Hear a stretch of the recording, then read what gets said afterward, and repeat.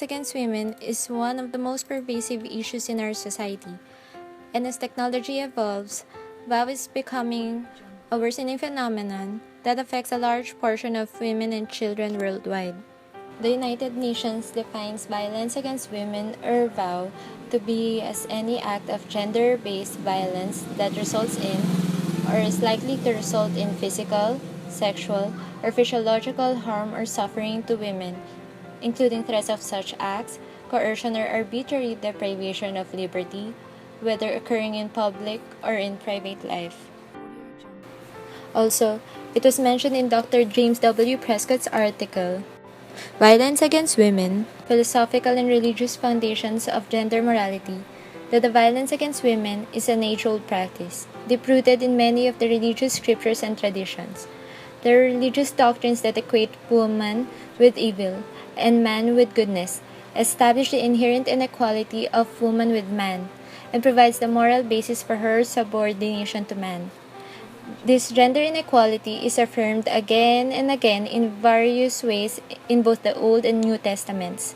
As early as Genesis chapter 3, verse 16, we witness the following. To the woman he said, I will intensify the pangs of your childbearing. In pain shall you bring forth children. Yet your earth shall be for your husband, and he shall be your master. And for man did not originally spring from woman, but woman was made out of man. And man was not created for woman's sake, but woman for the sake of man. 1 Corinthians chapter 11, verses 8 to 9. A Canadian National Survey of students in grade 6 to 9 found that girls are more likely to experience cyberbullying than were boys. Within this age group, the rates of electronic bullying for girls were between 16 and 19, whereas the rates for boys were between 11 and 19.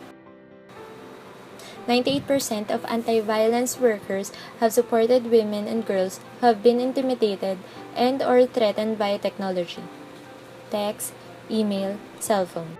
This study shows that social media is a double-edged sword. While it urges harassed women to come forward, it also fosters more violence ever recorded in history. Just a few weeks ago, a friend of mine posted an issue about catcalling on her Facebook page. It went viral with more than 25,000 likes and 5,000 shares. Many women can relate to her and even share their experiences. I was moved by their courage and strength, but was also alarmed by some violent comments, many of which came from men.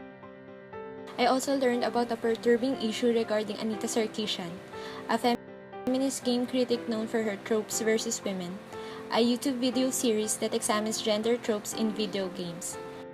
It was funded through crowdsourcing but also caused an uproar from misogynists. Anita is facing derogatory comments and multiple rape, death, and even bomb threats.